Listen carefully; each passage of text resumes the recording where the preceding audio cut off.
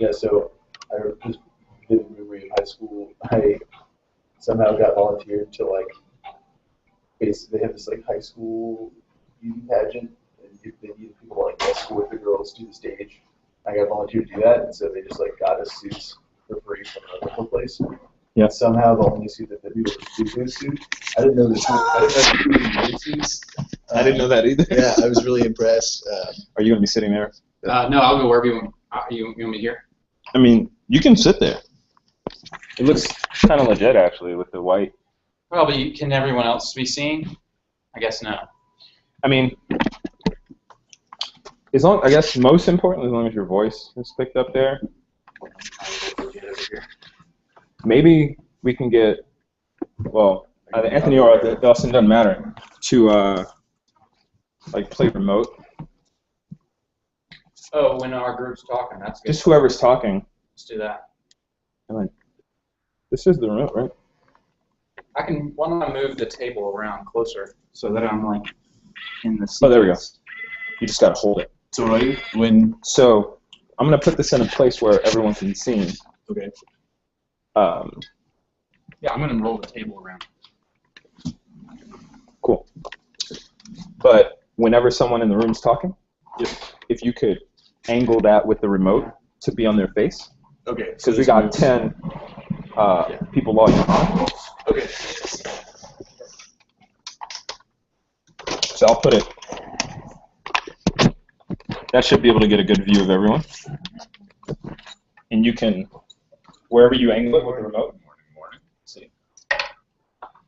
So Matt does not need an invite because he's live. Oh yeah, right. I got the red votes.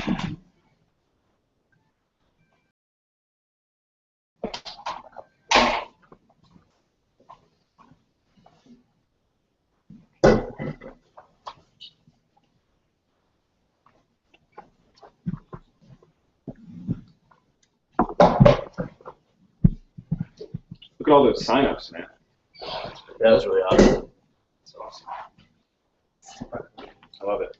Especially because people like are people that weren't like represented last night. They signed up Right. like everything. Still got love. Yeah. Morning. Hey, man. There's the rest of the crew. Hey, ladies.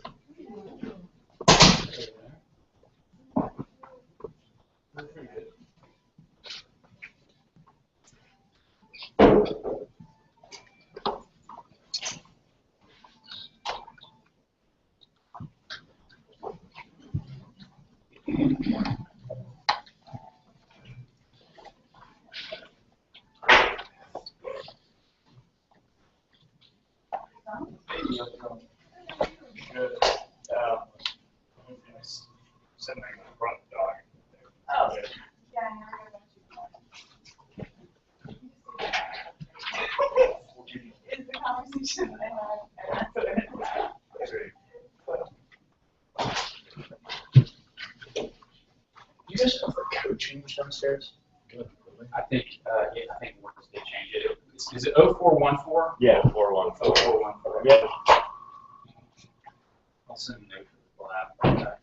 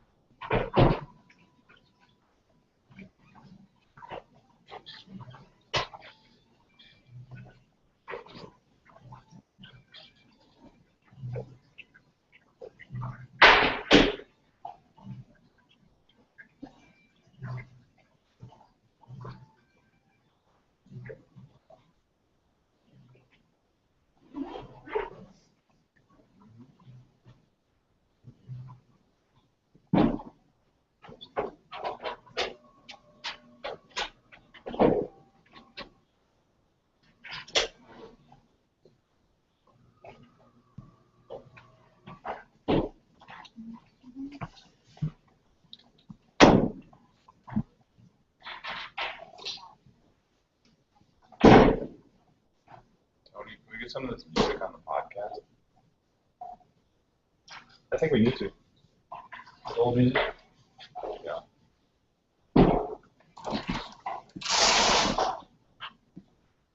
We could probably do that post editing, right? Because I want to make sure these people get results really quick. Oh yeah. Don't do it now. I was tempted. I was mostly joking, but not I really wasn't 100%. I wasn't joking. We've been holding out on the world with this. They need to World's do that. gotta know. That is weird.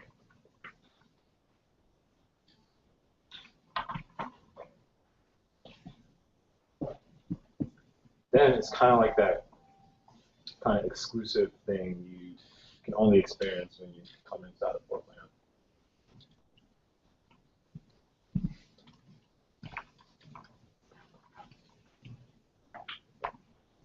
I'm just imagining like any place where like that's the main draw. Like you show up just to hear that. Yeah, it's a great place. You could not just show up, you fly here to hear that.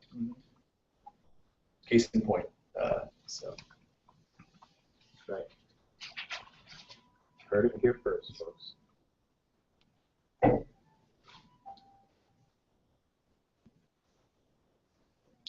Someone else. Hi, Christine. Should we draw on here? Yeah. This is just Anthony. The big group's about to dial in. Welcome. This service is provided by You entered 8, 6, 2, 9, 6, 7 digits. There are 6 participants in this conference. Please announce yourself.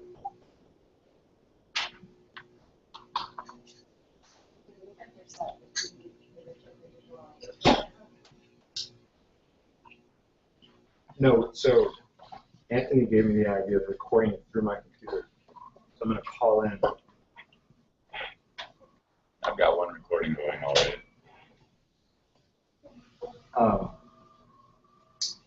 Yeah. Okay, good.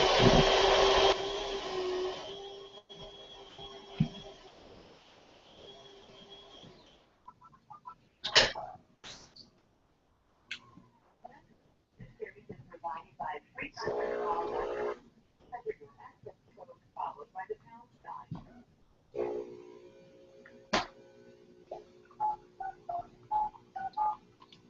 You entered 8, 6, 2, 9, 6, 7 digits. Correct, press 1. To re-enter your access code, press 2. We have 0 viewers. There are 3 participants in this conference.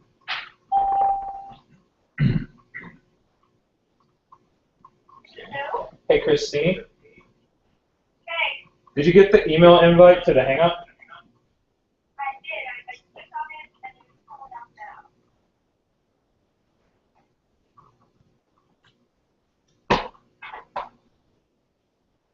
Okay.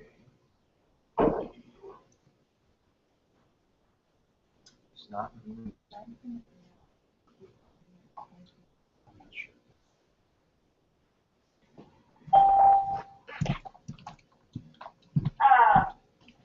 But I should have seen something. Yeah. I should have gotten the one that took me inside the hangout. No, you only gave me 9 email addresses, so I figured I'd give you the 10. Because you guys counted as one. They each counted as one. Okay. So I'm gonna not put into this. Then I'll take the spot. Okay. That works. But I do need someone to test. I have 0 viewers, and it's 8:27.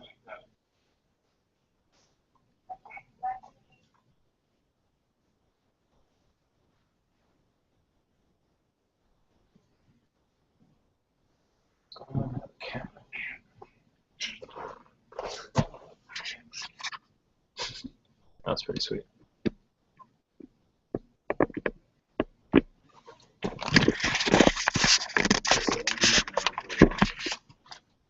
mean, I was just almost in it. Like, it's working. It's working. No,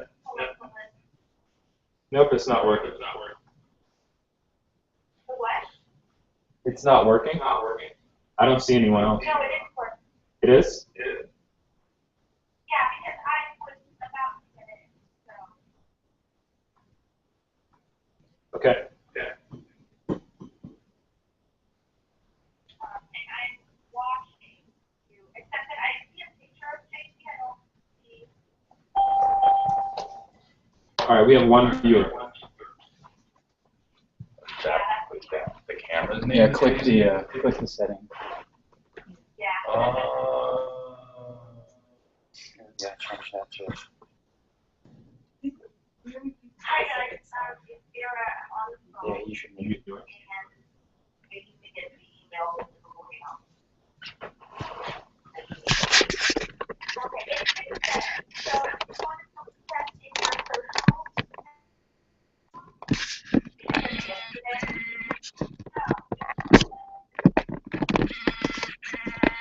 Fine. See, invite people later, yeah, it was just such a minute.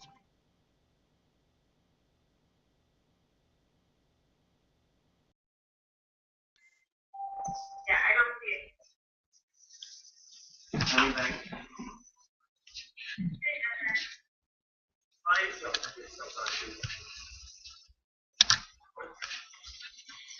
I just sent out 10 invites. Oh, yeah, I saw it for a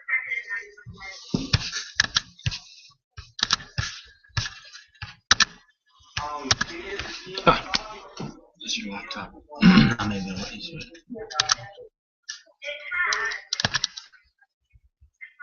I thought that was the opposite, right? Well, this isn't. That's clearly not this camera. Right. Yeah. Can you switch?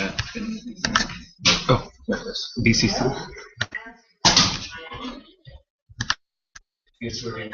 Yes, it's working. But I have 0 viewers. Yeah.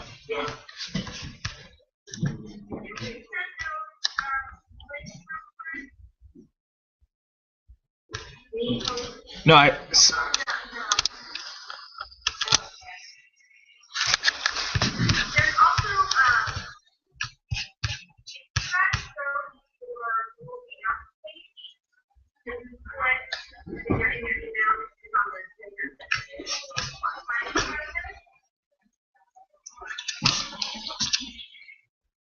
That should also have a little thing that says it's my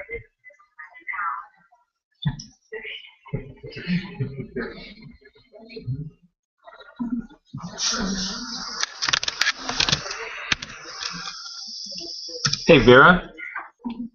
Oh, okay.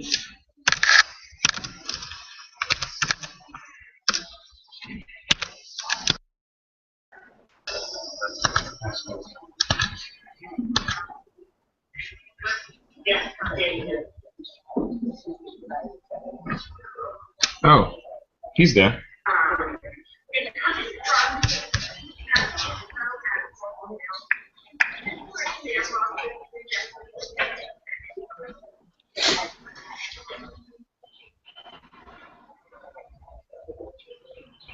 Yeah.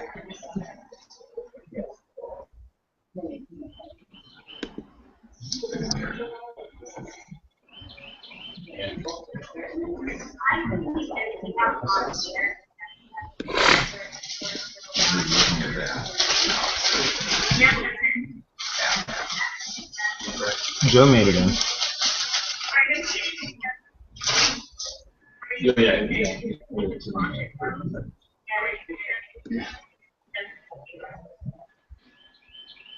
Not, isn't this the same problem as last time because when you started broadcasting, it's all been watching. No, we tested it yesterday where I started it. Invited people, but it's up to 10. Like Joe's able, I started it, invited him, and he's in. I just.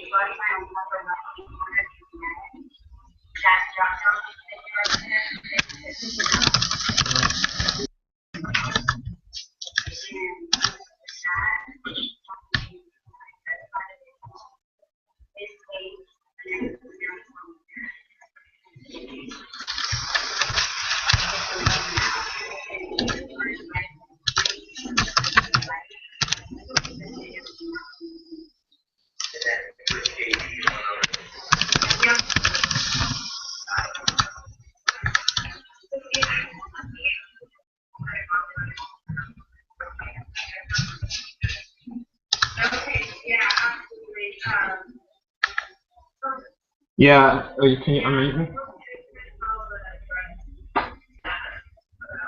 Yeah, she gave me the Levitt at Bright Loop Learning.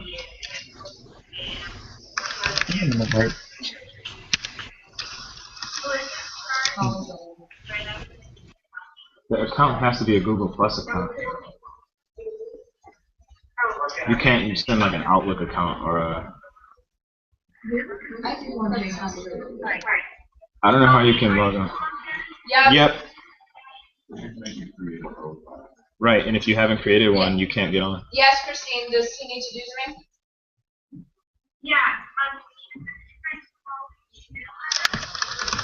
What is it? Molly, can you tell us your Gmail account, please? Yeah.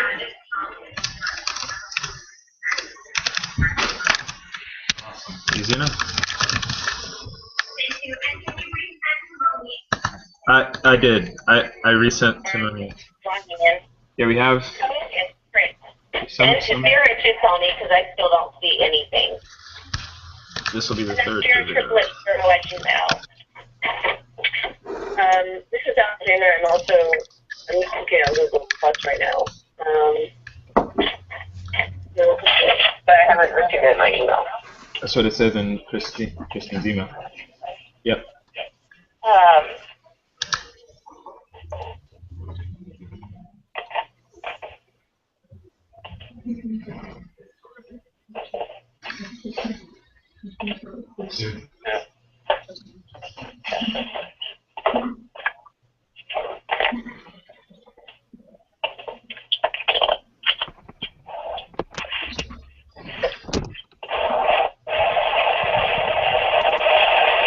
Okay.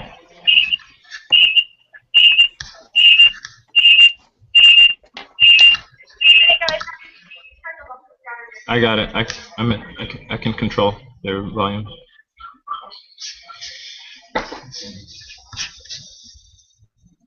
Okay.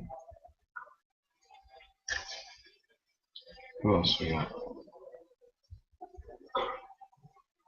A Jericho.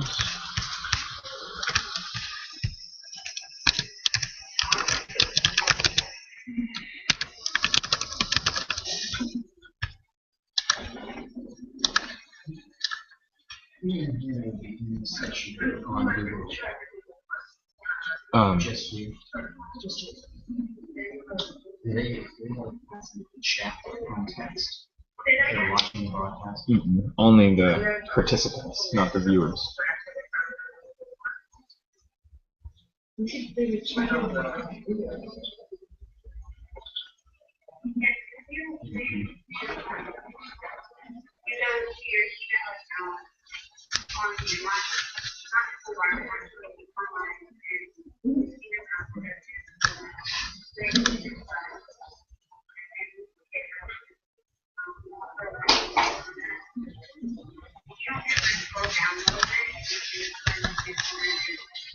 It's interesting. It's like teams.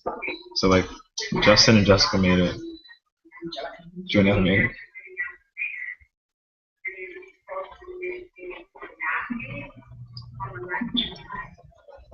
I don't know. What else? Oh, someone else just came. I don't know who she is. Molly. Session on the left side, and if you're invited to be in the hangout, you'll see the option to join on the right. Okay, yeah.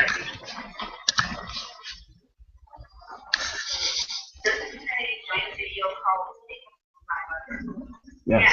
Yes. Please tell her no, that's not our group.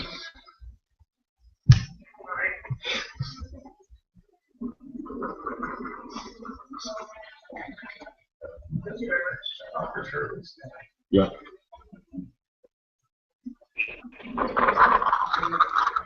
Hey Vera, we see you. Hello.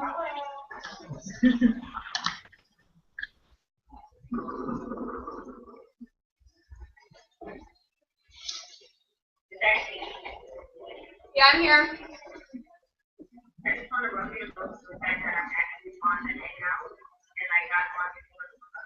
I know. I'm impressed.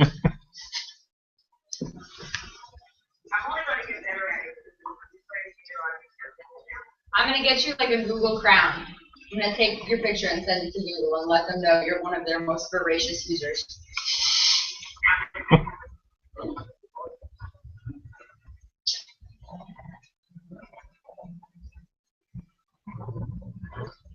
Tony, can you put a text message in the Google chat? Sure, we can. Yeah, I can do that.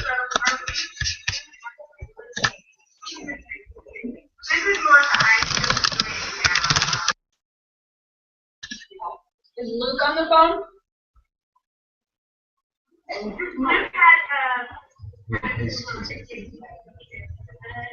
Oh, bummer. Okay. Yeah. And then Jonathan.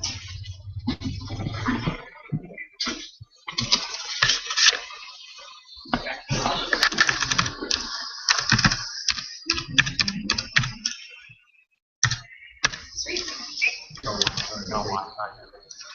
I would cut that. Yes.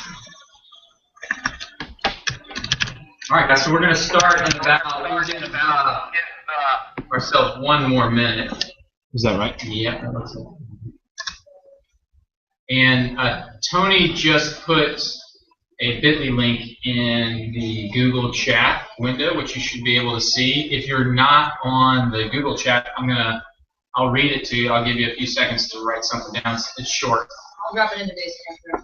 Cool, thank you, Katie. So, and this will just be our corkboard document that we can use for the class. It's bit.ly link, bit.ly/4.Launch 2014. The number 4, the lowercase word launch, and then 2014. And that'll bring you to the same Google Doc. We'll keep that link for the whole sequence every Wednesday, and I'll just keep adding to the document. So once you're there, you can see the stuff that we'll use to go through today. So we'll start in about a minute. So get all geared up, set up, and ready to roll.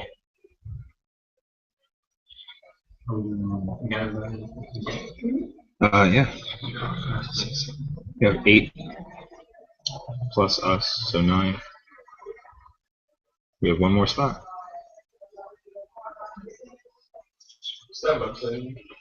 Oh, it's. Can you see that URL? bit.ly/4.Launch 2014.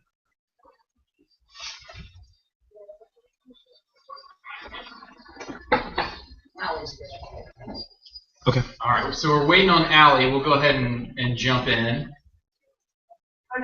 Oh, you're here. Hey, Allie. I just went on Google. Oh, on Google. Oh, on Google. Sweet. Okay, cool. So one of the this is like that new TV show, the one where it's like real time and you pick the winner. I can't remember. I saw previews for it during World Cup. And the interactive part of this is figuring out who all the random anonymous animals are in Google Docs. It's always a fun game to play. There's a chinchilla today. The anonymous chinchilla, right? So that's a fun game you can play if you're bored, which you probably won't be, because this will be fast-paced and crazy. Welcome, everybody. It's so good to be back in New Orleans. Just a quick little orientation, catch you up, and then we're going to jump into the agenda that we have focusing on Sarah Carr's book. Sarah's a good friend. She worked at HBB in New Orleans when I first moved here. A guy named Darren Simon, who since moved to Jersey.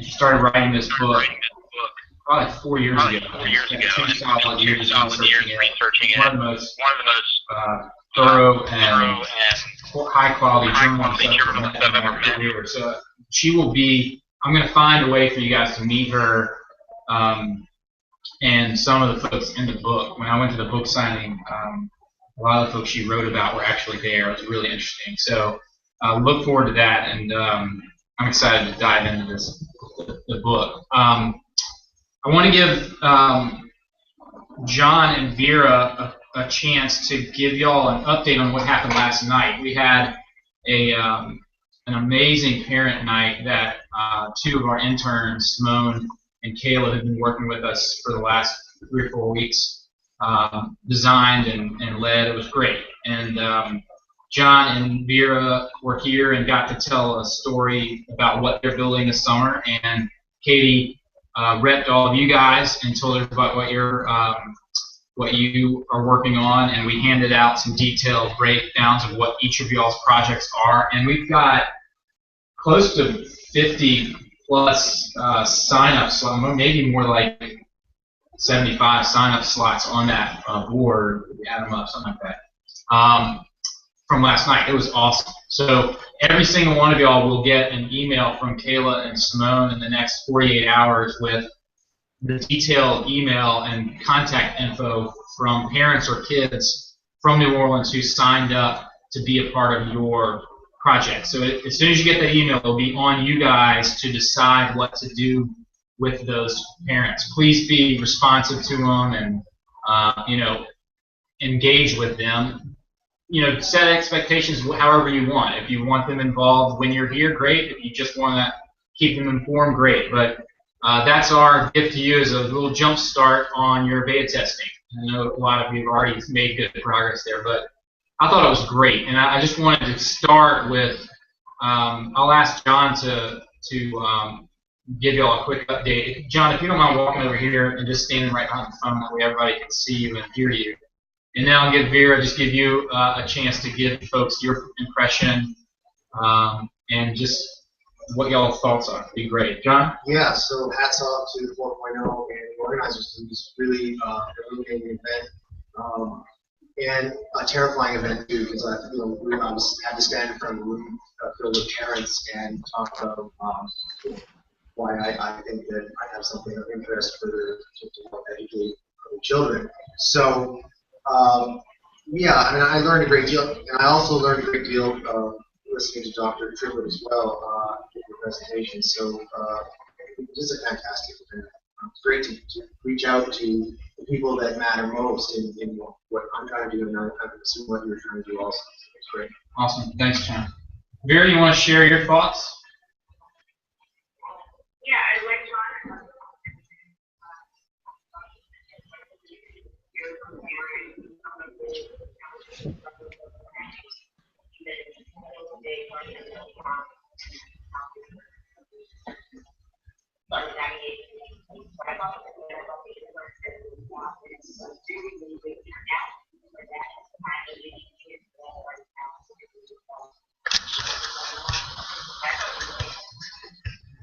Yeah, I'm glad you mentioned that, Vera, and it's for those of you who aren't familiar with New Orleans, we're very centrally located, and parking has become a real bear in this neighborhood because it's starting to get more residential pressure. In fact, there's a huge 100-plus unit building going up across the street, and all of the plumbing and road blow-up and crane movement for that has created another bigger impact.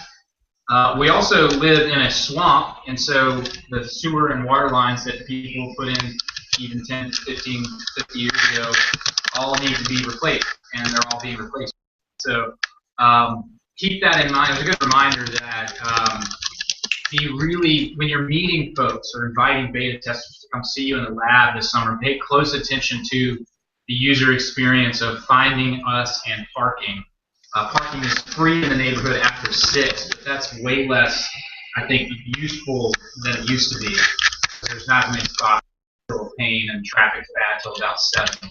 So for those of you who choose to beta test between 11 p.m. and 2 a.m., you'll have the least friction when it comes to getting here, and Captive will be open most of that time.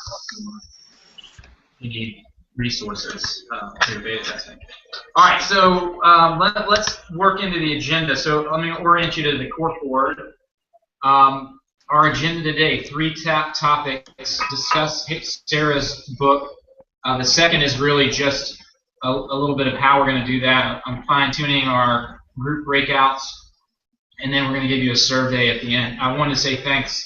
Y'all were crazy fast in getting that survey done last time. It made a big difference to me. I was able to respond quickly to it, and I really appreciate that. A couple other links that are here. The survey results from last week are in that bit.ly link. A reading list with each of your books assigned to each person is in that second link. So if you're curious about someone reading a book that's like or not like yours, it's there, and feel free to connect with one another about the reads that you're responsible for. Again, on your reading, the homework that you have is our first July session. Will be each of y'all getting 2 or 3 minutes. I still haven't decided if you're going to get 2 or 3 minutes, but you'll have 2 or 3 minutes to orient us to a one-page summary for each of your non-standard reads. The standard reads are Lean Startup, Stephen Johnson's book, Where Good Ideas Come From, and Hope Against Hope. So we're reading Hope Against Hope, but nobody has to do a book report. So I thought it would be good for you to just see who's reading what in case that helps you get ready. You can bend the rules, cheat all you want. If you want to team up and do books together, I'm down for whatever people decide to do there. From the feedback, some things we're working on. The tech, I'll just do a quick diagnosis on 4.0. We did a better job with the infrastructure and the backbone. We did a less good job on the UX for you guys getting into the call today. So we'll work on making that more intuitive. We didn't actually test the whole process of what's the email you get and the JZ, Google+. We will work on that and make that even better next time. So my apologies for that. We're getting there. The group discussion was quirky for some, so I've added some tweaks that will hopefully make that a little better. And for folks who aren't 90-word a minute, zero error typers, I'm talking to you with some of my tweaks today. And then I wanted to set another norm. I think these little moments when you're trying to create a team culture are important to just pull out and address. So here's what I'm proposing. Spelling, it's okay to misspell stuff when you're in your little group ABC document. So don't worry about perfect spelling. People will totally be able to figure out what you're doing. The point of that is let's just get our ideas out. And again, like these little moments where we decide to trust each other with our crappy spelling are moments that build a culture where our ideas at the end of the day are better. And so I just want to encourage that and encourage everybody to spell poorly when you're typing. All right, and so we're going to stick with the same group breakouts, and I'm going to tweak things a little bit. I'll just orient you to this now, and then we'll get into our group discussion. When you go to your group document, you'll see that I just pushed last week's notes down and created a new page for you on June 18th. And I'm going to, I've got some ideas for some questions, but I'm going to pick the questions as we go through our group conversation. And when you get the question for your group, you're going to have 2 minutes by yourself to type somewhere else on your computer. So if you have a Word document or if you have a text writing document, feel free to open that up in the next 5 or 10 minutes, have it ready so that when we go into group breakout, the first 2 minutes of group work will be silent, and you'll have silent time to write out your thought process, your answer to the question. And then as a group, you will decide silently in your doc who goes first, and then whoever's going to go first will cut and paste their answer to the question, and then as a group, you guys will discuss that answer for a minute or two. And then we'll just kind of go in order. Does that make sense? So once you get into your small group, tweak those rules, break those rules. The reason I'm presenting that is to give folks a chance to collect their thoughts without being totally distracted by the 17 anonymous zoo animals typing at the same time. If you have a tweak that you want to add in your group, please add it and let us know when we get back together. All right, any questions before we jump into Hope Against Hope? Very good? All right, so just for kicks, everybody knows what the EO rating is, right? The 1 to 5. Everybody's done that at least once. Is that right? Yeah, most of it. That's the thing, guys. 1 to 5, personal, health, business being the startup you're working on. Okay, so this is just for fun. This is intentional chaos. So on the count of 3, I want everybody to yell out as loud as is appropriate wherever they are. If you're in some like library cube, then you can whisper it. But I want you to yell out how you're feeling, 1 to 10, on a personal level. If so, no decimals, no fractions, crap like that. Make a decision, pick a digit, a unit, a numeral, and yell it out on 3. So I just get a general feel of how we're doing. And if you're feeling particularly bad, like a 2, you feel like you need to scream it really loud so everyone knows, and you sort of change the average, go for it. Okay, ready? On 3. 1, 2, 3, go. 7! Okay. So, I don't know who cheated, but let's try that again. It's 1 to 5. Wait, you said 10. You said 10. I'm fired. Okay, I'm fired. Let's do it again. I was waiting for 2s. Okay. Sorry, 1 to 10. 1 to 10. 1, and it's going to be on go. 1, 2, 3, go.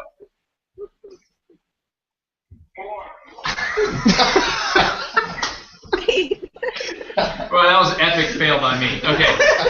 So I didn't hear any 1s and 2s and 3s. I guess that's good. Okay. How about your startup? Let's change the scale here just for fun. The scale is 1 to 3. So 1, 2, or 3 on how your business, startup, idea, concept, school is right now. Okay? On 3. 1, 2, 3. 2. 2. Cool. Awesome. All right, cool. I didn't hear any 3s, which is good. Maybe we'll get some 3s by the end of launch. Okay. Here we go. Let's go. So hope against hope. This is hope against hope. Let me just start by opening the floor, and again, pay attention to your mute button and your background noise. Thank you, Tony, for managing the soundboard. Sound quality seems pretty good where I am. I hear one little piece of feedback, which I think might be my voice through someone else's stuff here. But otherwise, I think we're good. Okay. So let's open up the floor. What were your reactions to the first 71 pages of Sarah's book, Hope Against Hope?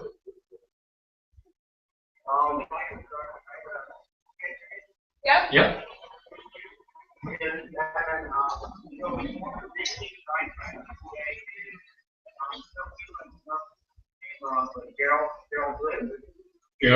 Daughter, quite crazy because she's about just about my age. I think she's 1 year younger than I am.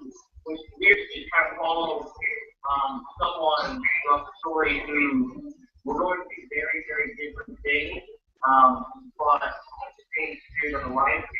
And the biggest takeaway for me was seeing, specifically the dinner table conversation with her parents.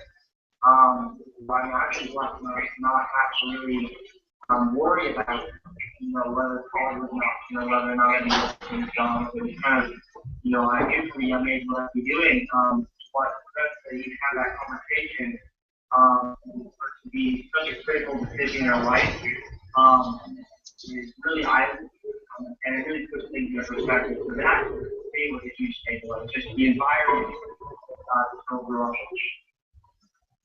Thanks for sharing that, Evan. I appreciate that. Can I ask everybody to check their laptop mics? We're getting a little bit of feedback, which I think means that somebody's might have their computer microphone on. Either that or your computer's not muted. Alex? I think Alexander. For some reason, I can't mute her. Alexander, can you? Alex. Oh, that's Alex. Oh, yeah, Alex. Can you mute your stuff?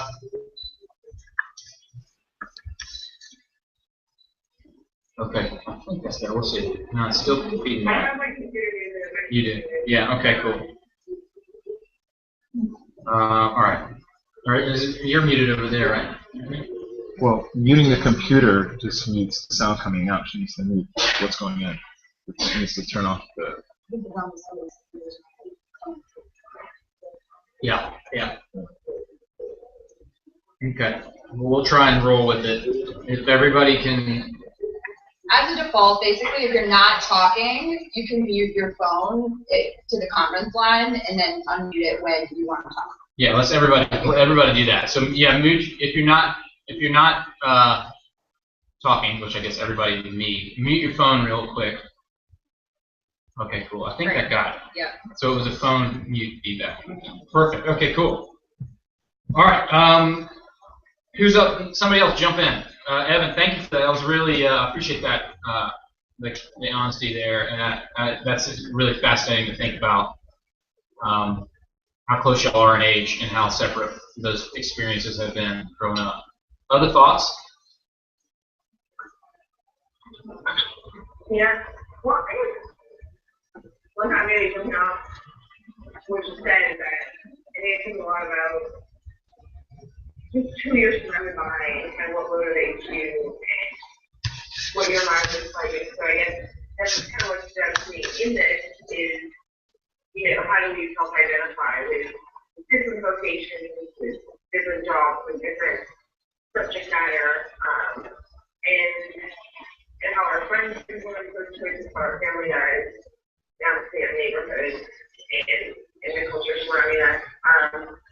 So it's got me thinking about this motivation. I was pretty affected by Barry Lori's story and how we thought her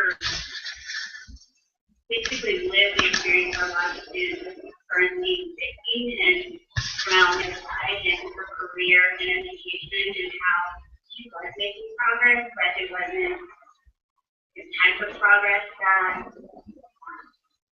reformers maybe wanted. And so I had a kind of eye-opening experience maybe why some of these veteran educators are not buying in to the charter school movement.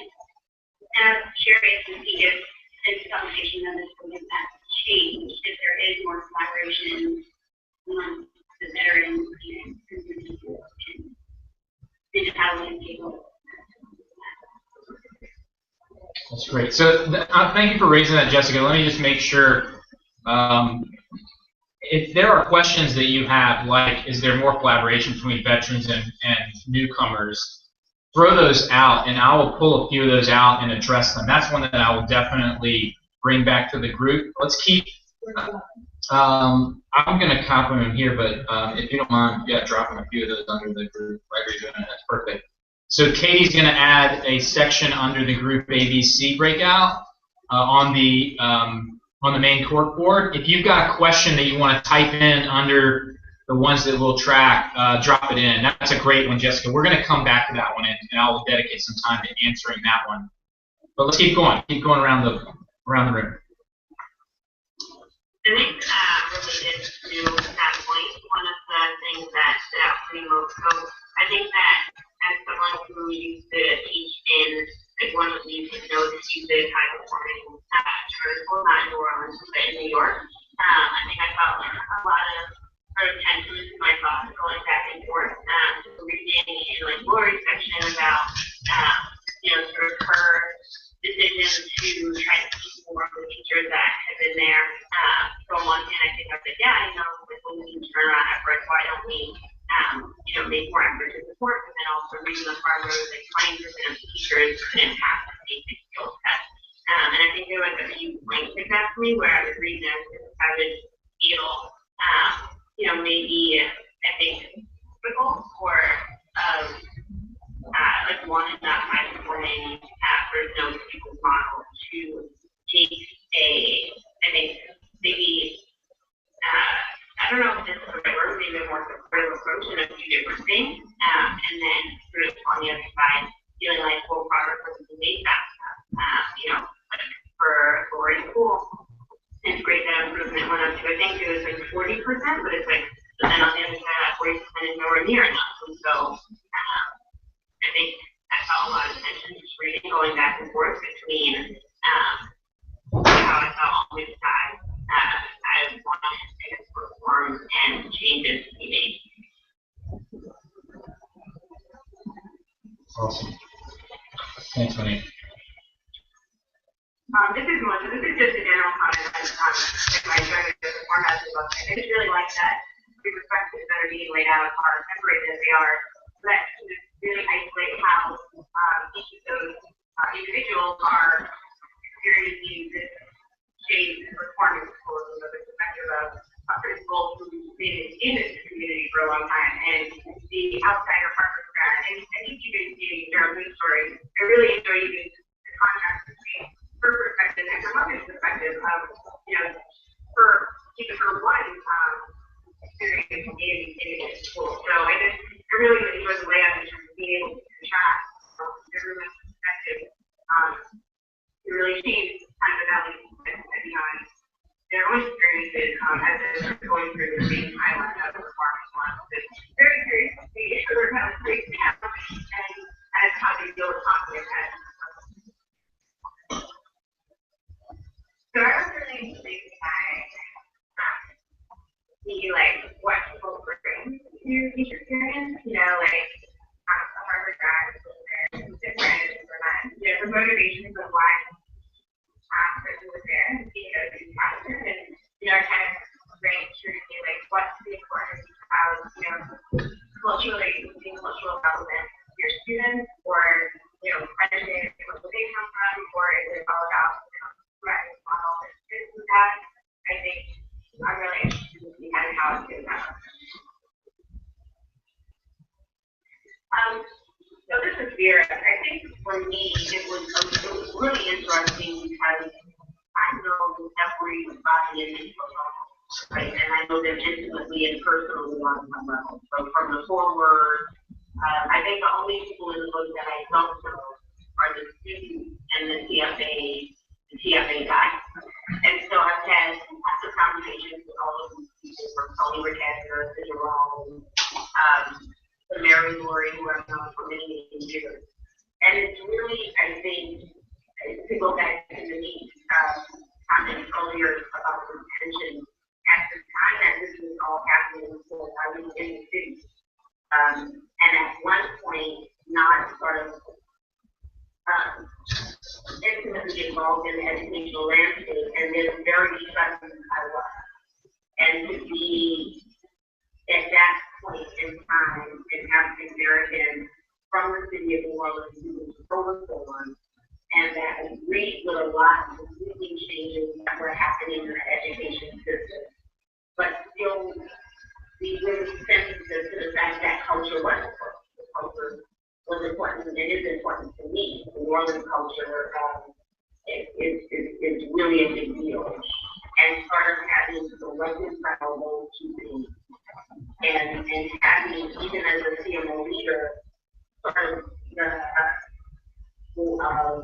I want more veteran teachers inside of the building, and I want kids to be able to see people who look like them, care about education, and really live every day.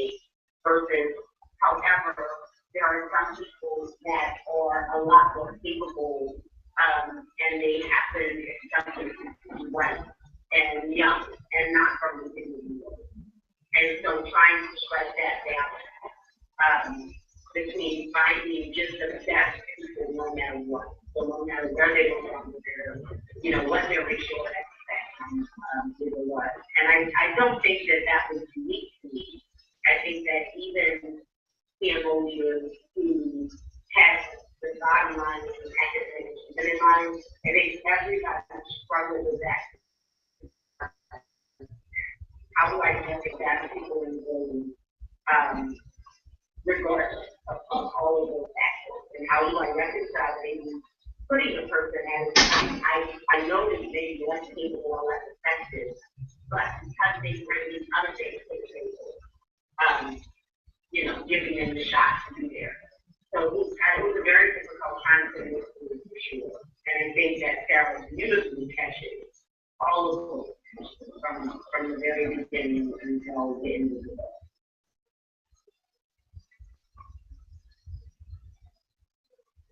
Thanks, Vera. Anyone else? I think for me, it did a couple of things. One, it really kind of inspired more energy to want to get there as quick as we can, to be in the environment. I think we've got that coming in from the outside and transplanting to New Orleans a ton, learn and to continue to listen to these families, like the book illuminated a few stories and dinner table conversation and getting to know that cultural side of things and the history, I know for me was very impactful, and it made me even, again, quickly feel like we've got a lot of work to do just establishing relationships with elements of the community.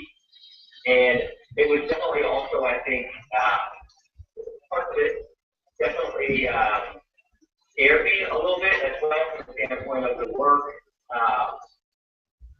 Coming from the outside and being white, I think that could be challenged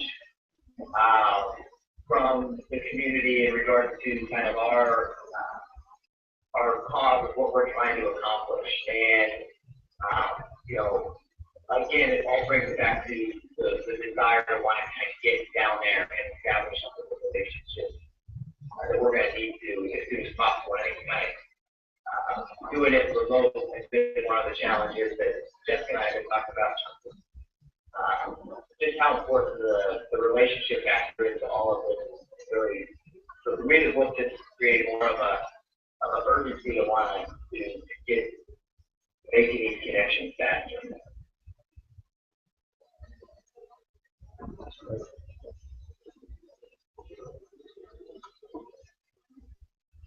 Any other big picture thoughts that folks have, reactions?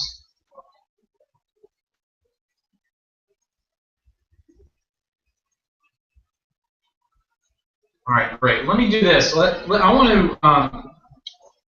want to build off of Jessica's question about is there more collaboration between veteran teachers and newcomers. And before I have a couple of questions that I have for the big group, but let me do this.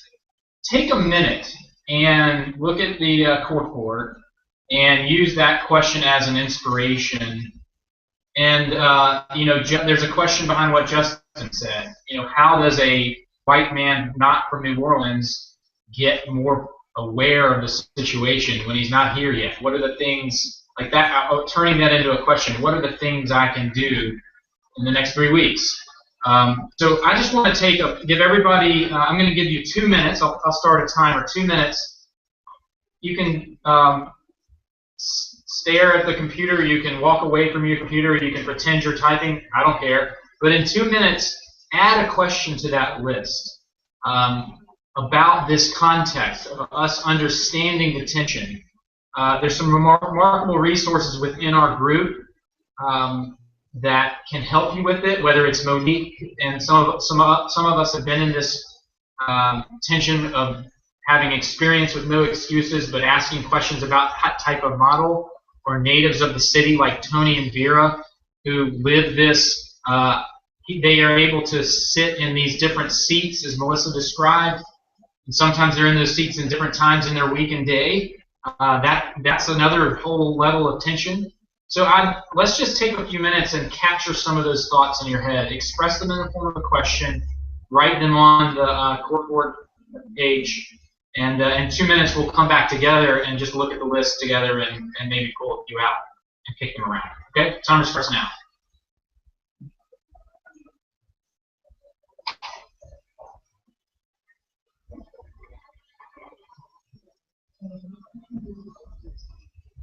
Just writing more. Just to clarify, we're just writing more questions right now. We're not answering, just adding questions to the list.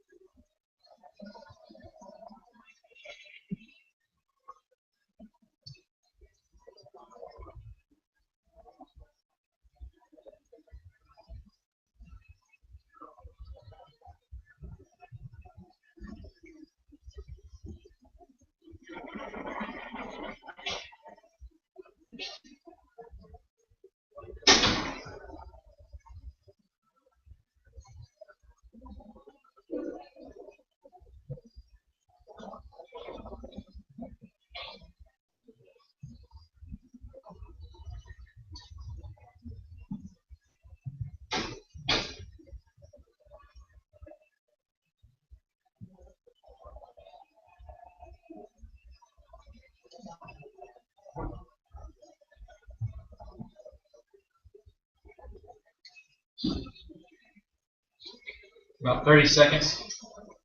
About 30 seconds left.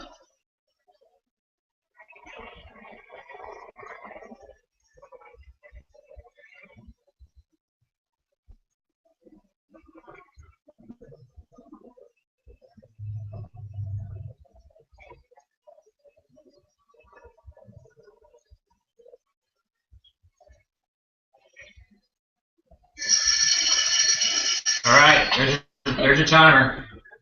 Okay, so if you could take 10 seconds, finish up your question if you haven't written it yet, and then at the end of your question, just add your name, because I still don't know who the anonymous capybara is. I don't even know what a capybara animal is.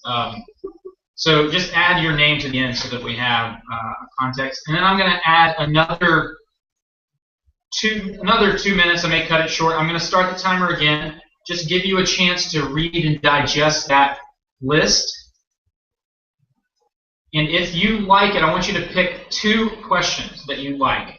On the left side of that question, just add the letter L, the lowercase letter L. So it looks like a 1. You know, like if you're voting, each vote, letter L will represent a vote. So in the next 2 minutes, digest all these questions and vote for the 2 that you think are like really interesting for us, like 2 juicy questions that you think might be worth digging into more. Okay, timer starts now.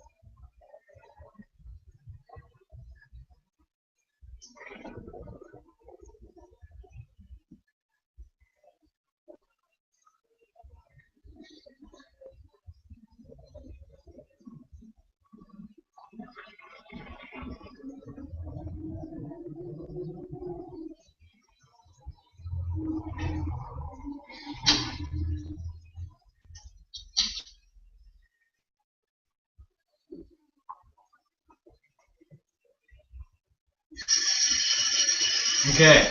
Do y'all need more time? You feeling? Has everyone had a chance to look through and pick the 2 they like?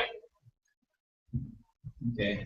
All right. Somebody help me here. Who feels like they've digested? Who saw questions jumping to the top? Molly's got some good. Cam's. All right. And so we get Cam's question. That's a lot. Okay.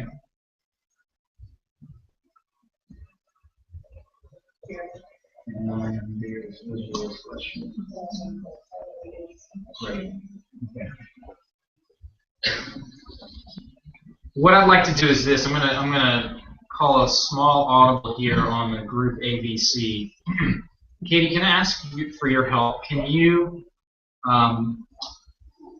copy Molly's question and pull it up right under the group A so that we know that group A is going to Molly's question, group B is going to Cam's question, and group C is going to Vera's question.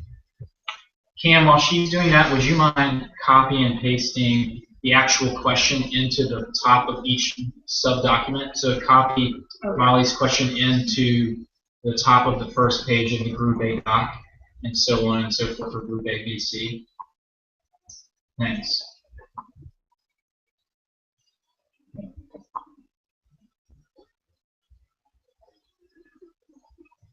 And Anthony, if you don't mind, can you just delete the Jan to April birthday, May to August birthday, December birthday references so that doesn't confuse anybody? That would be great. Appreciate that help. Okay. So before we break into smaller groups, and you can pick whichever group you want to go into to discuss this question, and we'll come back. Closing thoughts on the big picture, like things that even reading the questions, you're like, you know what, this is another thing that I just thought of that I want the group to know I'm struggling with, or that's on my mind.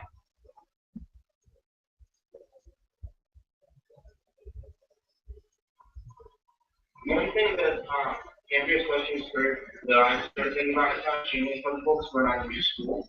But it's just kind of what kind of data are your early users going to have? I think all of us will at some point or another be able to find engaged, passionate, effective early users. But how long do we have with them before they're going to lose interest if we don't perfect our solutions quickly enough or give them what they want quickly enough? What a great insight. So that triggers for me a reference to a fantastic late 80s book called Crossing the Chasm. Can somebody here in New Orleans Google Crossing the Chasm and pull up the Amazon link and drop it in? Oh. Thanks, Tony. So this book was written by Jeffrey explosion of the mid-90s. And he framed out the concept of early adoption of new technologies, describing what the first few folks, early adopters and then first movers, as a type of user who would change their behavior and go use your product before it was perfect. Like it was still messy and had high costs. So think about the gadget heads in your life to buy the first thing, even though it may not work. Call those folks early adopters, movers, and a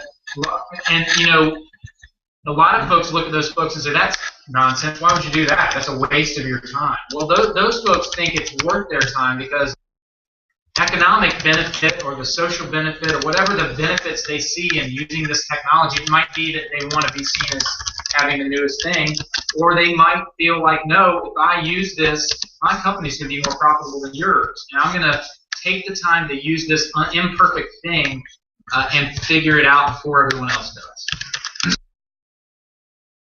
Book in particular, and I think I love that you threw this out because this is one of the things we will obsess about in August and in July. Actually, July is where we'll really talk about it. Getting those early adopters and treating them like VIPs, because the fact that they're willing to take time out of their life and not just use your product, but tell you what's working and what isn't, they are gold. And those of you who are further along in the process, who already have users, early adopters, I think it'd be great to hear from y'all. And maybe, Molly, if you're willing to share that, I would love to cold call you and ask you, tell us a story about an early user that you have had and what you think you learned from them that might be different from your 100,000th user. So that's my question to you. Give us some insight into what that's felt like for you, since you are a little further along than some other groups. Yeah, like they were really aligned with their health. In order to be an early user, is incredible because there's interpretation what you get. Given the tax law,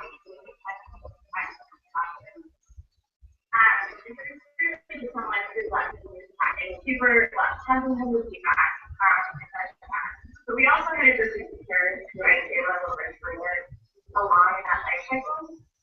they were older teachers, they considered themselves tech leads, they were growing, but what we realized really early on was they're interested in technology, but they were not interested in getting funds out and back out. They able to learn a lot about kind of what things they need to set up in the future in order to get better. That's awesome. I'm going to ask you another question that comes up a lot, Molly. Have you had any false positives with your Earth users? And when I talk about false positive, you know, somebody who's loving it and says everything's amazing and actually is maybe not even that helpful because you're not getting critical feedback. All you're getting is love. And they're making you think everything's awesome when you know it isn't, and it's actually sometimes worse to have that kind of early user. Do you? And I'll open this up to the group. Has anybody had that experience with an early user of their product, either the one they're building now or something they've built in the past?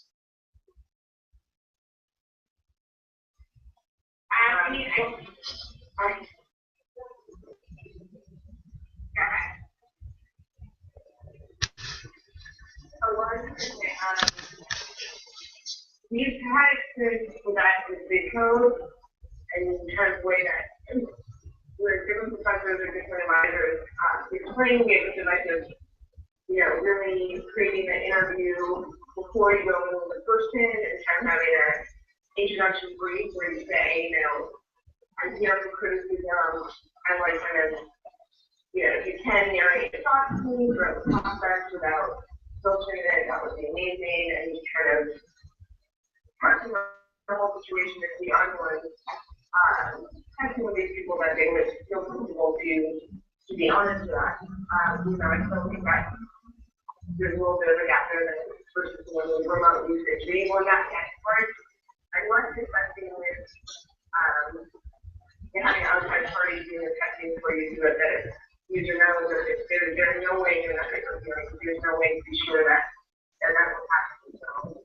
That's something that experience as well. I think for us, there's a balance between like when you show a teacher what you're doing and you talk to them about what they want, you're always like very specific. Teachers are just like, yeah, it's not like totally do this. But I think what you start realizing really quickly is when they're in that moment in the classroom and it's not working the way they want it to, that's when you're actually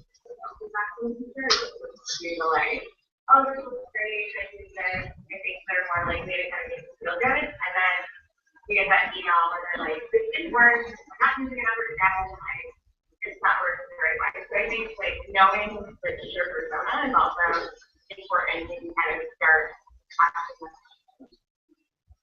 And Molly, I would add to that and just give you kudos and also Monique kudos, because the other thing I think we worry about with false positives is that there's a difference between what people tell you and what their actual behavior is.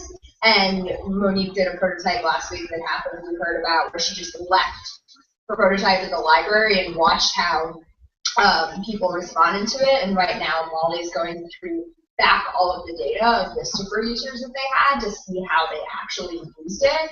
And I think those like interrogate reality moments are really important versus just like drinking, you know, people's praise. So kudos to both of you on approaching it that way. So I love where the conversation just went over the last few minutes because it pulled us back into why we use some of these frameworks in the launch program. We just talked about a basic concept of design thinking, which is to observe your users, not just survey them. And the techniques that Christine is rolling into the launch program from the design thinking world, I think really will help you be better founders if you can focus on checking your own lenses and biases and trying to find data that's really rooted in behavioral change in the people that you want to serve. The other thing that it triggers for me is another source of information that we have tried to customize and weave into our program, and that's the language of the traditional tech lean startup accelerator. And the folks at Techstars, which are not familiar with Techstars, is along with Y Combinator, one of the two most prolific and successful tech startup shops, and we've been in touch with those guys since our very early years at 4.0. And the founder of the group, David Cohen and Brad Feld, wrote this book about 2.5 years ago, and it's called Do More Faster. The title of the first chapter is one of my favorite. It is Trust Me, Your Idea is Worthless. And it's great to embrace that. It's really not about how clever your idea is. It is about, over time, how good you become at this interaction with your users and responding to their genuine needs, and filtering out false positives, and pushing yourself to build another piece of functionality that will add on and benefit the user in an even more impressive and coherent way tied to what you gave them the first time. And I think it's amazing to remember that in our group we've got really great expertise. You've got John and others who can code and can tell you what that process of building functionality for their users has felt like in their world. And you've got folks like Molly, who's a little further along and have more users, and you've got other folks who are still trying to figure out what the hell it is they're going to show their users. And the benefit of all those perspectives is huge, because people who are earlier in this process don't have to unlearn stuff that folks are further along in. And the one other takeaway from this book, which I wanted to mention, we have about 5 copies of this in the library. Feel free to grab it and breeze through it. You can probably read this very thick book in about 40 minutes. It's pretty quick. But there's another title of a chapter called It's Just Data. And in this chapter, that's where David and Brad talk about how you should respond to mentors and board members and investors. It's a really fascinating perspective on saying, look, your job, no one is going to filter out all this noise. You know, to build a really fast-moving, adaptive organization, you have to create tons of feedback loops that come back to you as the leader. And it's your job to acknowledge that each one of those points, whether it's my board chairman or a funder or a new client or people in a new market that Katie and I are trying to think about whether we go to, we have to take all that data in and acknowledge it's just data. We're going to make the decision about what's the best path forward for our organization. So even with the very best systems, ultimately you have to remember that the data coming in will not make the decision for you. You have to make those decisions. And I use that as encouragement, because when data comes back that's really, really painful, or data that comes back that I so desperately want to grab as a false positive, I have to check myself and back up and try and give myself time to see what the decision that I've got to make based on the data is. So I got a little preachy there, sorry, but I just wanted to bring that book out from the library. Like John Stewart. How does he get him to stand up? Okay. Here we go. Great. Okay, so we're at. Let me just open the mic up again to the group before we transition to small groups. Any other thoughts that you've got or ideas that you want to throw on? If you can see the cork board evolving as we go through the session, if there's a book idea or a blog that you read, or a person that you think is really thoughtful on any of these topics, throw them in there, just like Tony did with Crossing the Chasm and Do More Faster. I missed some of these. That's cool. Last call for the group before we jump into small groups. Comments, questions.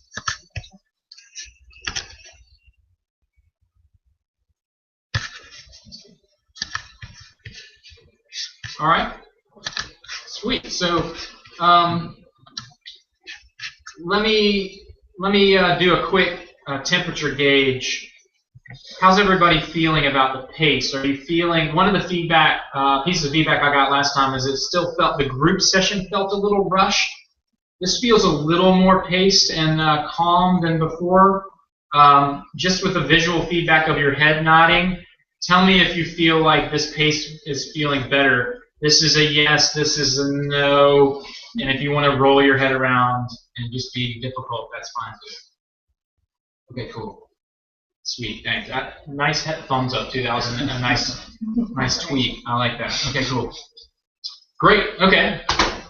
So let me give you. I'm going to give y'all a minute to pick your group. I'll set the timer. The annoying bell will go off, and when that bell goes off, you should be in a group session document, and then you should have another window open typing your response to that question. When the second buzzer goes off, you will go back into your group document, and as a group, silently through typing, you'll figure out a sequence of who goes first, and you'll go through the process. I will watch each document, engage it. We'll do about 15 or 20 minutes in this format, and you all will just, as a group, go through each person's response to the question. Again, the hope is be sensitive to the person who's like nervously typing and scared about keeping track, and try and up the quality and depth of discussion based on last week with this new system. And throw the system out if you think it's crap. But the big picture goal is see if we can go a little deeper in our small groups. Do you want to divide the local? I think everyone has insight into these questions, I imagine. But one. Yeah, let's see what happens. Thank you for that, Katie. I'll reserve the right, and if you're a local, I hope you're not don't be offended if I go into your group and ask you to go to another group because you haven't gotten there. So to do that, in this first minute, when you go into that group, just type your name at the top. So if you're saying, I want to go talk about Molly's question, go into group A and just type your name so that the group has the list, so that you all have a starting point to figure out how you go through. And then in that minute, I will I'll load balance and recalibrate it if I feel like one question doesn't have local voice. Thanks for that. That's a great tool. All right, so I'll start the timer now, and you have a minute to pick your group, put your name in, and then when that second timer hits, you'll have 2 minutes to answer that question on your own. Okay, here we go.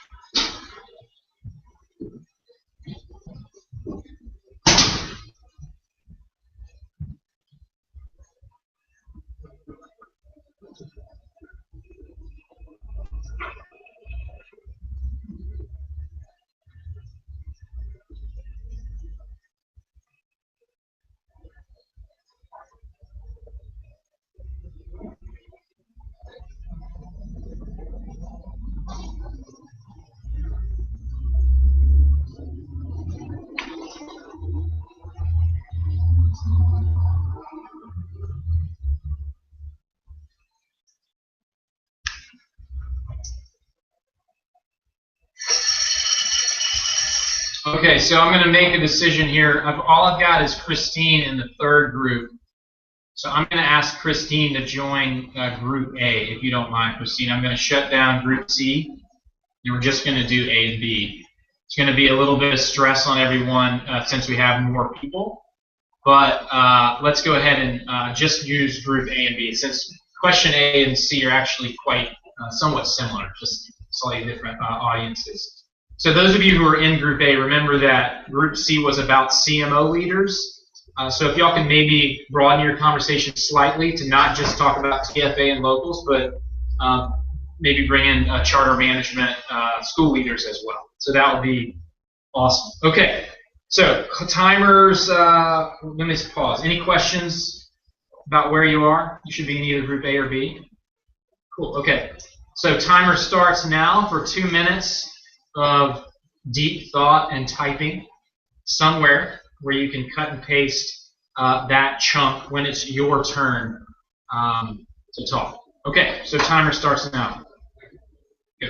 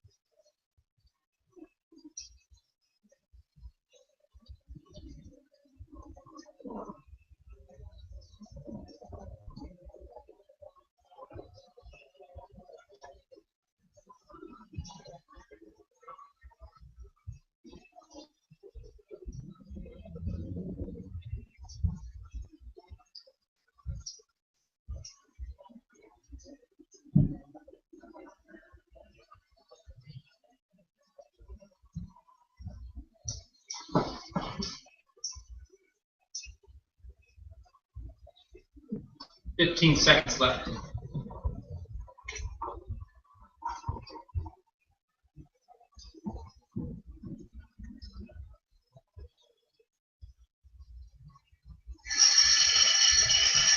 Okay.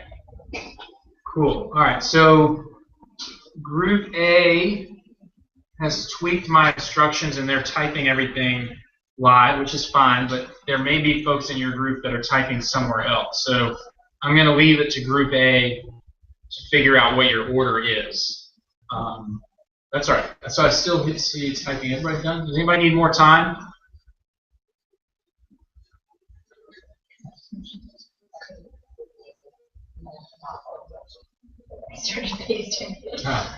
All right. That's all right. Okay.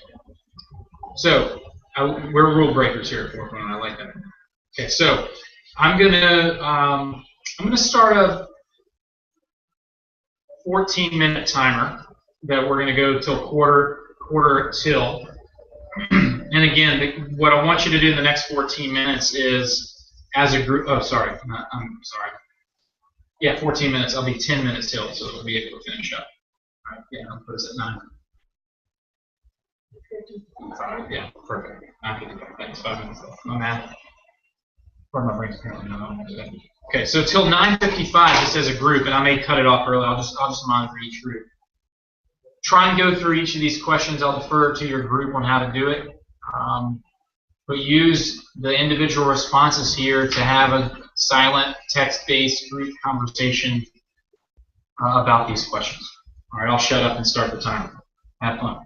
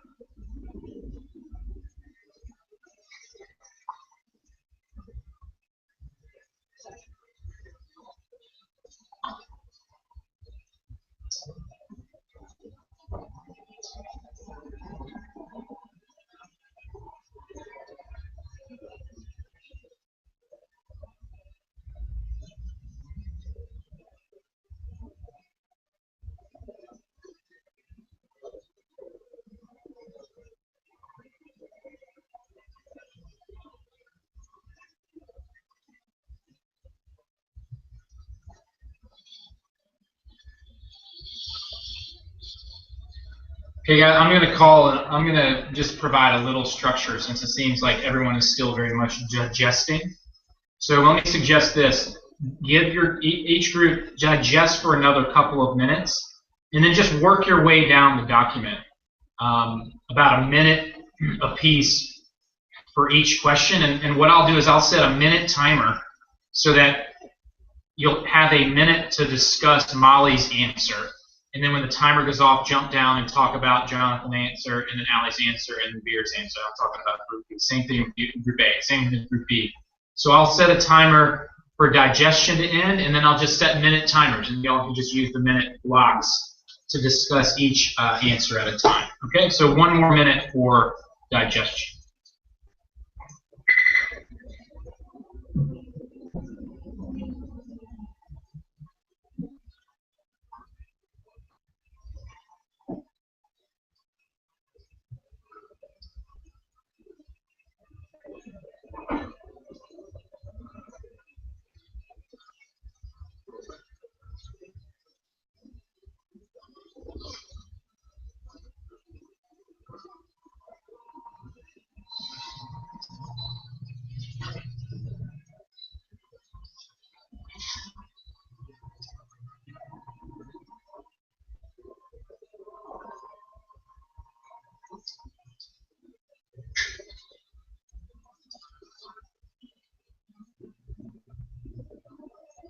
We just comment after. Yeah, let's comment. Yeah, let's comment underneath each person's question. Let's start now. So let's start with your first question, and you've got a minute. When the buzzer rings, jump down to your second question. So yeah, let's start. Yeah, respond to the first question in your group. Have a minute to just discuss that.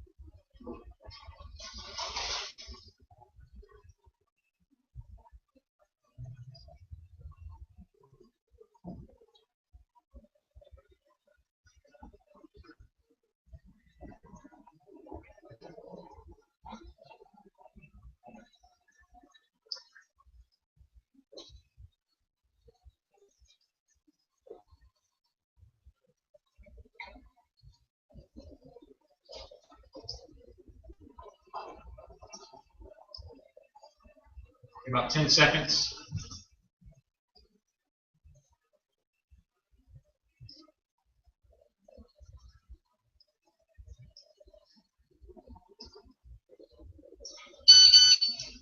Okay.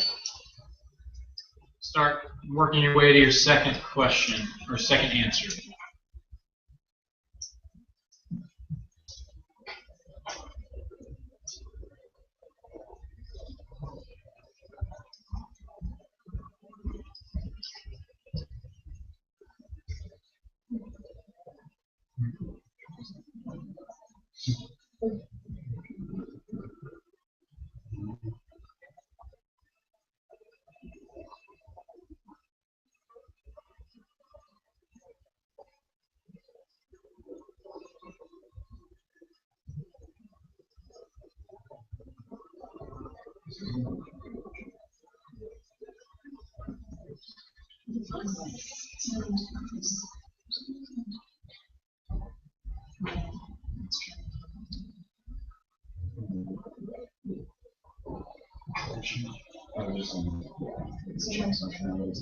The chat, yeah.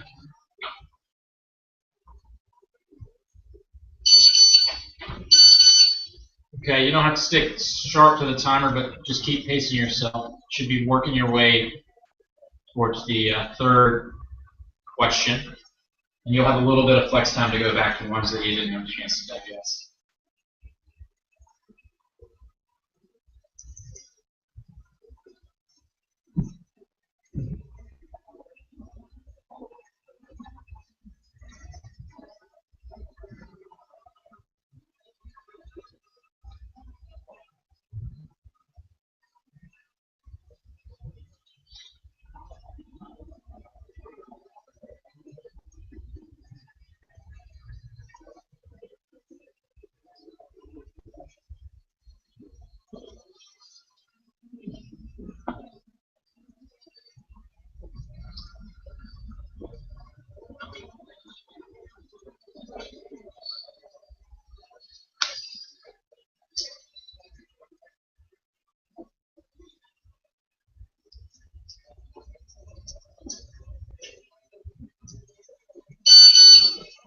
Okay, work towards your fourth question.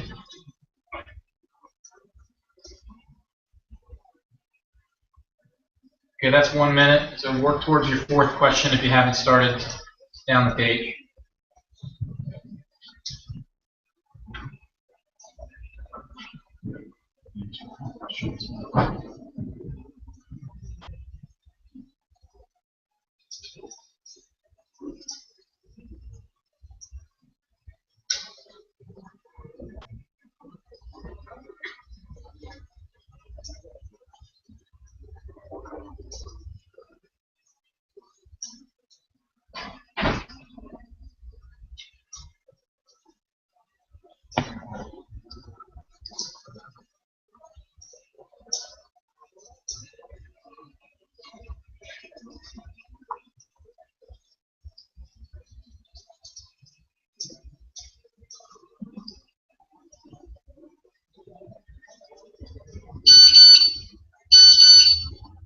Keep working your way down.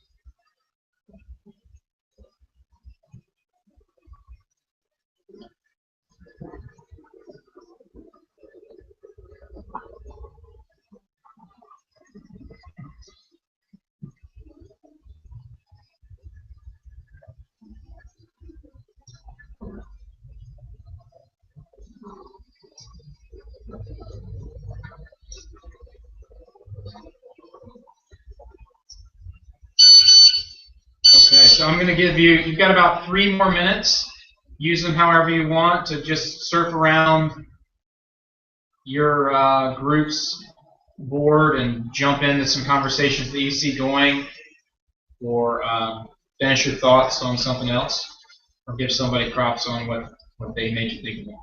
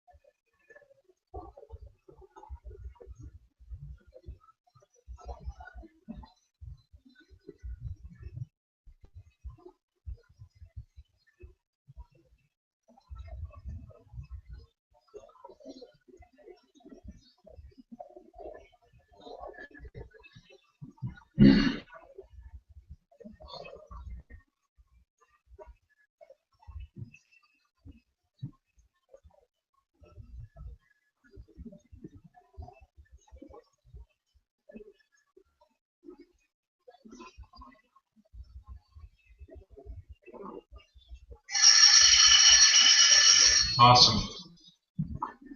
So this is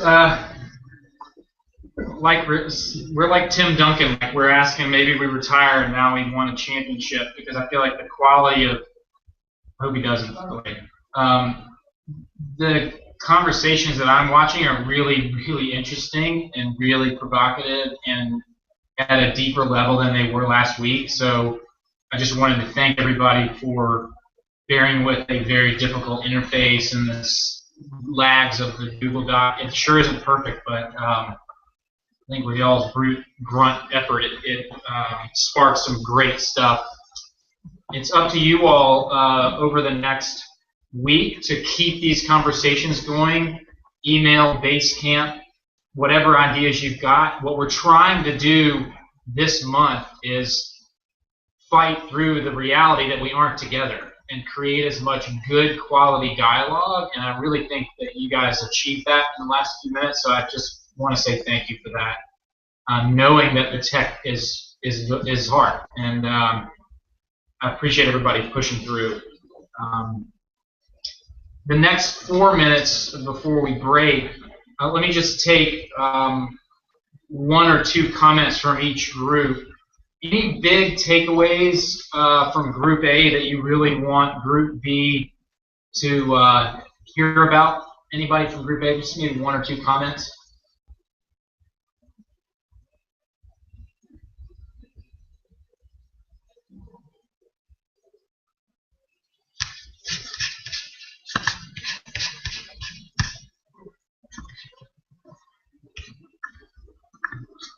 I mean, we kind of, I think our conversation verged a lot on the perception of it, which I think is a good whole problem. And also the concept of, is it perception or is it an insider, outsider dichotomy? Is it that, or is it more gray area? And kind of like went back and forth in terms of the solution in the gray area. How can we deal with this dichotomy of, an insider, outsider view? I find it very interesting. We work around the in terms of once a local or more seasoned teacher goes the non-traditional route, they no longer self-identify as a local teacher. Now they kind of run into that door, and I'm curious to know more about that as we continue the conversation. That's awesome. That's great insight. All right, how about Group B? Anybody from Group B want to share with Group A big theme that you saw in your group?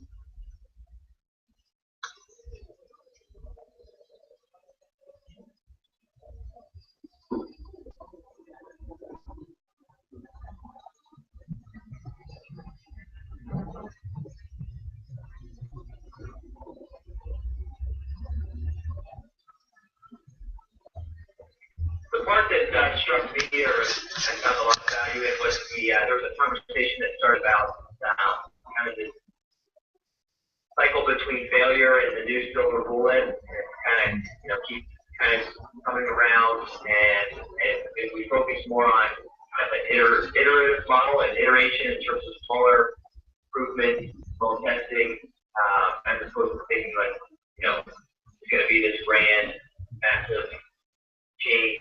I think the learning that can come out of that is going to be beneficial for everyone. And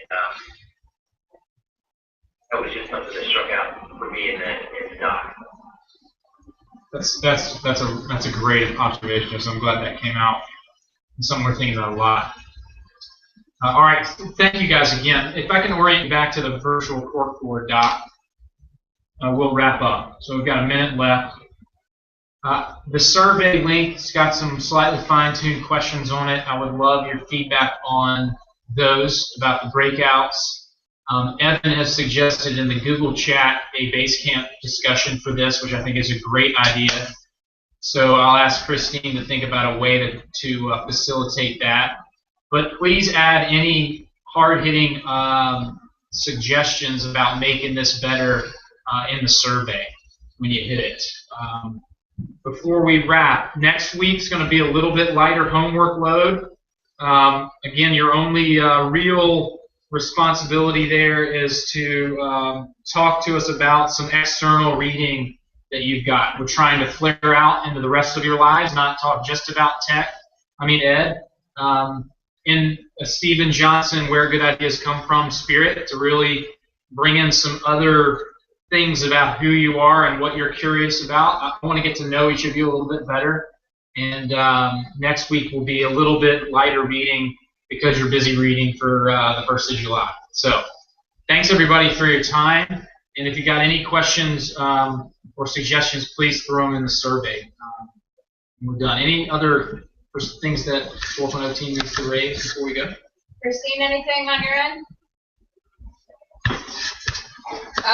One thing, Justin and Jessica, and I know Ali and Mel reached out about specific, just getting time with Christine or I or other members of the 4.0 team. Don't feel shy about that. If you guys have something specific you want feedback on, you don't have to wait for your Monday check-in or Friday prototype reviews to get that feedback. So please feel free wherever, on Basecamp, on email, call us, etc.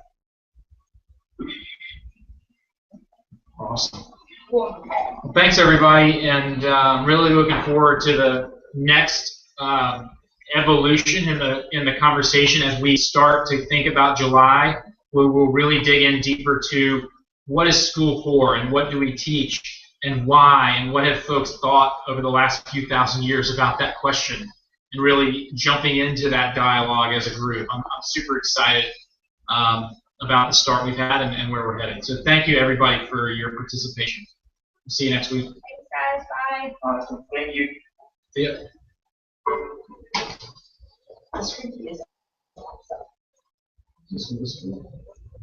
Yeah, Group B is good.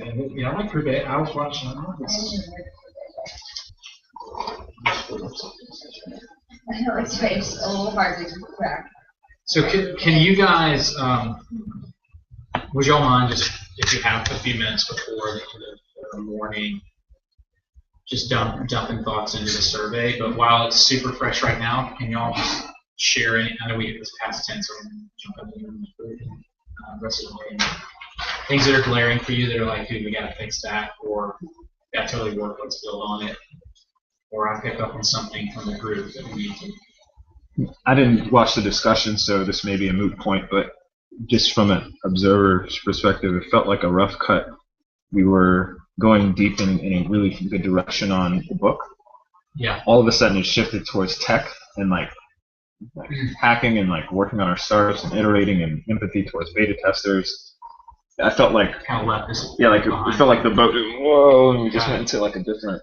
Did you see the? Are you in the two Nope. discussions? No. So the only response I would have to that is that I think Joe is the one that created that shift in whatever question he asked, and I That's really right. I think my fear with all this shifts in that area is like making sure we walk the bound between like really discussing the things that are hard and then come up with the book, but also having it good enough that it applies to everyone and that everybody walks away thinking about something. So in at least for me, I felt like the startups meets school model thing is actually really beneficial to the conversation. But I'm curious about the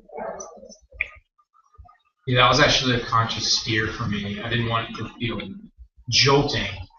But what are other thoughts? Does anyone else feel that, or are there other flow feels that you share?